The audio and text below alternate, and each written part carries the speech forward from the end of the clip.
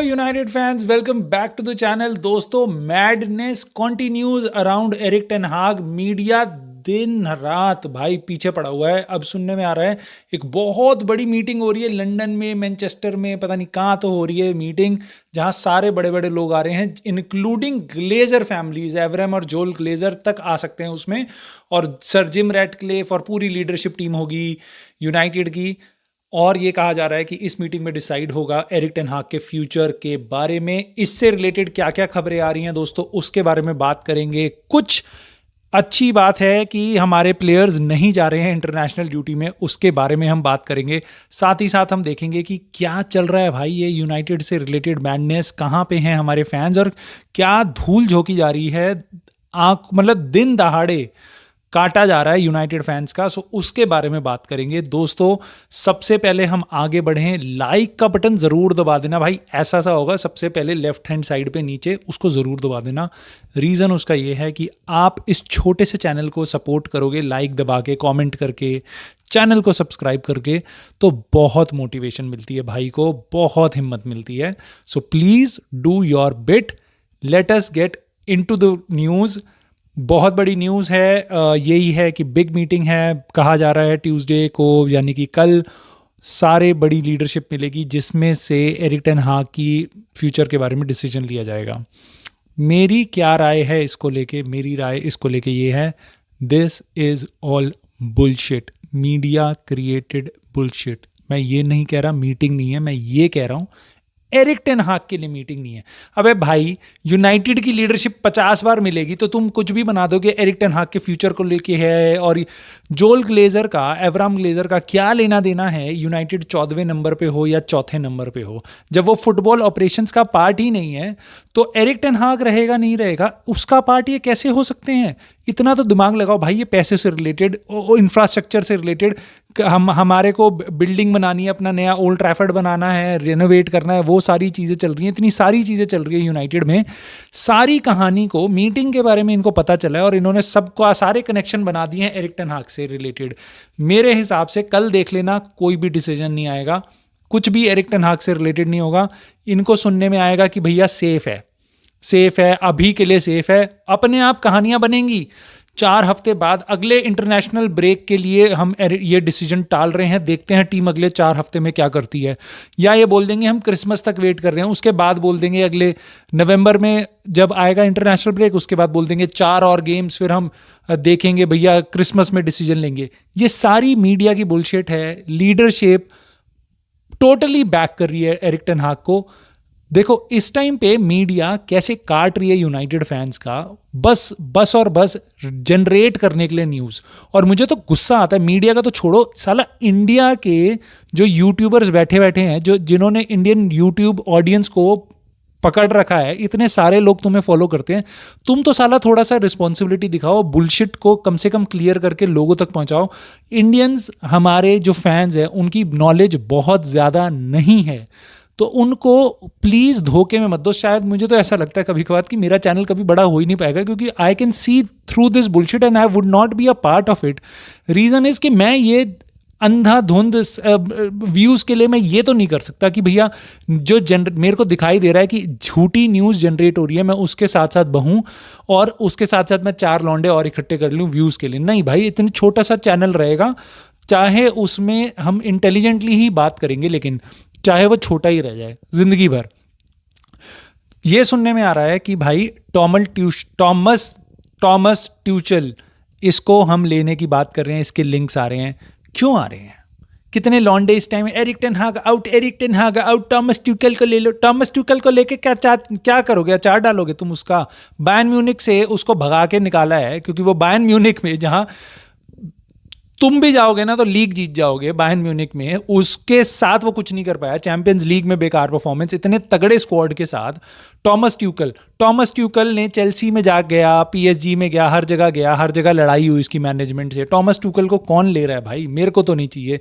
कोई ऐसी मैस्मराइजिंग फुटबॉल नहीं खेलता। और मैं तुम्हें इतना बता रहा हूँ, PSG को मैनेज करना, चेल्सी को मैनेज करना, बायर्न म्यूनिख को मैनेज करना एक बात है, यूनाइटेड को मैनेज करना नेक्स्ट लेवल है। आई थिंक रियल मैड्रिड और मैन यूनाइटेड, इन दोनों को मैनेज करना सबसे क्रिटिकल और सबसे टफ जॉब है। रीज़न उसका ये है, ये पादते भी है ना भाई, तो भूचाल आ जाता है, तूफान आ जाता है। यूनाइटेड में से न्यूज़ जनरेट करी जाती है, झूठी न्यूज़ और इन सारी चीज़ों के केओस जो मचाया जाता है उससे प्रोटेक्ट करते हुए क्लब को मैनेज करना, इतने सारे प्लेयर्स को ऐसे मैनेज करना, जब तुम्हारा एक रिजल्ट होता है उसको ऐसे स्क्रूटनाइज किया जाता है एक एक गलती को, तो यहाँ की चीज़ें करना बहुत मुश्किल है भाई। वो मैं उन फैंस को निकालना चाहता हूँ।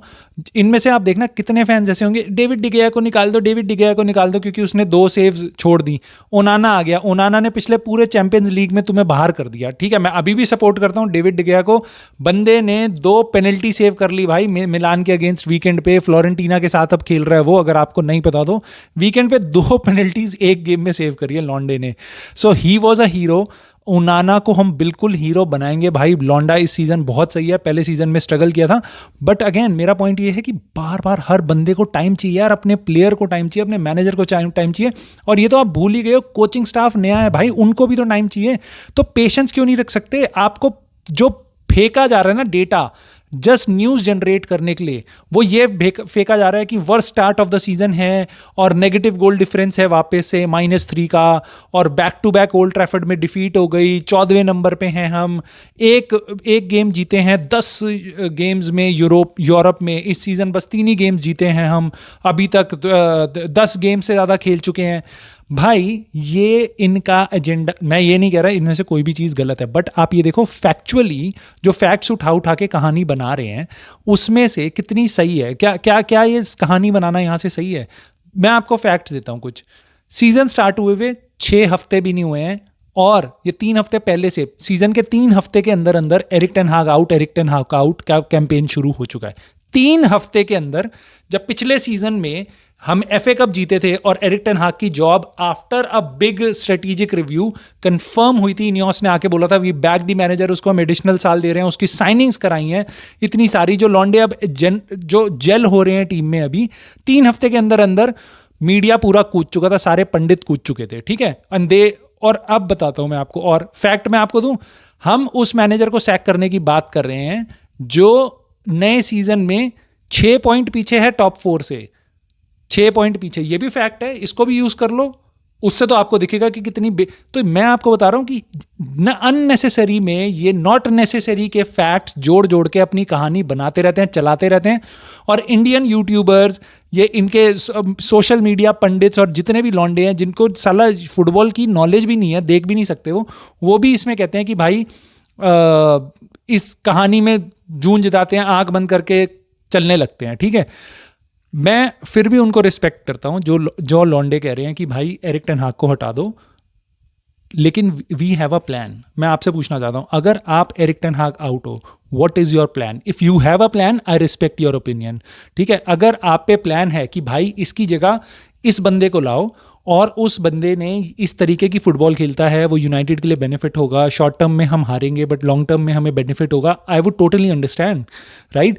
But if you are just because कि he is a bold fraud और ही इज़ अ क्लाउन और यूनाइटेड बेकार होती जा रही है, हम आज तक ओल्ड ट्रैफर्ड में बैक टू बैक हारे नहीं है। अबे कितने 10 सालों में तुमने कितने रिकॉर्ड्स गंवाए हैं भाई, कितने रिकॉर्ड्स गंवाए हैं, कितने एम्बैरेसिंग रिकॉर्ड्स देखे हैं, कितने मैनेजर सैक करे हैं तुमने, उससे किससे क्या फ़ायदा हुआ है? टॉमस ट्यूकल को ले आओगे, क्या कर लोगे? एंज जो आपका स्पर्स का है, वीकेंड उसको कह रहे थे उसको ले आओ, क्या हुआ? 2-0 जीत रहा था, ब्राइटन में हार गया 3-2। अब वो तो किसी को पता ही नहीं है क्योंकि स्पर्स हारी है भाई। यूनाइटेड होती तो अभी तक कत्लेआम हो गया होता, चाहे वो नया मैनेजर हो पुराना हो। इन लॉन्डो का बस चलता, सर एलेक्स को निकाल देते 2 सीजन के बाद, ठीक है। तो अच्छी बात है उस टाइम पे मीडिया नहीं था जो हमें सर एलेक्स मिल गया। We need stability, young squad है, हारेगा, गिव अप करेगा, सब कुछ करेगा, बट वी नीड स्टेबिलिटी। एक strong manager at the forefront चाहिए। सोशल मीडिया से का ये कहर ढाता रहेगा क्योंकि यूनाइटेड जनरेट करता है न्यूज़। सो प्लीज़ इनसे दूर रहना और अपनी अकल ज़रूर लगाना। और मैं आज लिख के दे रहा हूँ, कल कुछ भी नहीं होगा, घंटा कुछ नहीं होगा और वापस न्यूज़ चलेगी कि भैया यूनाइटेड सैक करने वाली है, एरिक टेन हाग को 4 गेम दे रहे हैं, 4 हफ्ते दे रहे हैं और इंटरनेशनल अगले ब्रेक के लिए उन्होंने टाल दिया। कोई ऐसा नहीं टालता, लीडरशिप ना हर 4-4 हफ्ते मिलती रहती है और वो टाल दो, ऐसे नहीं चलता। उन्होंने सोच रखा है तो सोच रखा है, नहीं सोच रहा 4 गेम से साला 6 हफ्ते नहीं हुए यार सीजन स्टार्ट हुए हुए, वो अपना डिसीजन डिसीजन चेंज कर देंगे। वो बेवकूफ़ नहीं है आपकी तरह, ठीक है, मतलब जो फैन घूम रहे हैं ना अभी एरिक टेन हाग आउट, उनकी तरह तो नहीं है वो, ठीक है। और एक भाई अच्छी न्यूज़ ये है कि यूनाइटेड के काफ़ी सारे प्लेयर इंटरनेशनल ड्यूटी पे नहीं जा रहे हैं, जो सुन के मेरे को काफ़ी अच्छा लग रहा है। मैं देखता हूँ बाकी सारे क्लब्स के काफ़ी सारे प्लेयर रुक जाते हैं जो इंपॉर्टेंट प्लेयर्स होते हैं। यूनाइटेड के प्लेयर्स जो नहीं जा रहे हैं उनमें से है, आपके सामने लिस्ट है, देख लो। Tom Heaton, Leny Yoro, Harry Maguire, Jonny Evans, Luke Shaw, Tyrell Malacia, Casemiro, Mason Mount, Marcus Rashford, Alejandro Garnacho. इसमें से मुझे लगता है बस मैग्वायर और गर्नाचो थे जो जाने भी वाले थे, वरना तो कोई जाने भी नहीं वाला था, क्योंकि इंटरनेशनली उनको बुलाया नहीं जाता, ना रैशफोर्ड को, ना माउंट को, ना कैज़ेमीरो को। Of course Luke Shaw injured है तो उसको नहीं, जॉनी एवंस भी जा सकता था आई गेस।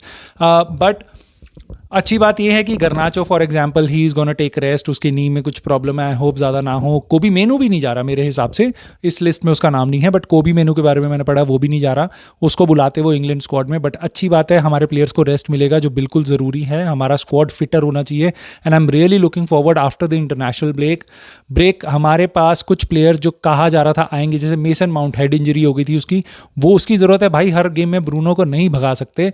उसके बाद और ब्रूनो का लेवल मेरे को तो लग नहीं रहा इस सीजन अच्छा है, तो maybe he needs a break, और मे बी माउंट जब उसकी जगह खेलेगा so that will give him a bit more push. उसके अलावा मुझे लगता है कि हम टायरल मलासिया और ल्यूक शॉ इंटरनेशनल ब्रेक के बाद आ सकते हैं नवंबर में, और नवंबर में ये भी कहा जा रहा है शायद इंटरनेशनल ब्रेक के बाद 1-2 हफ्ते के अंदर अंदर लेनी यूरो भी आ जाएगा।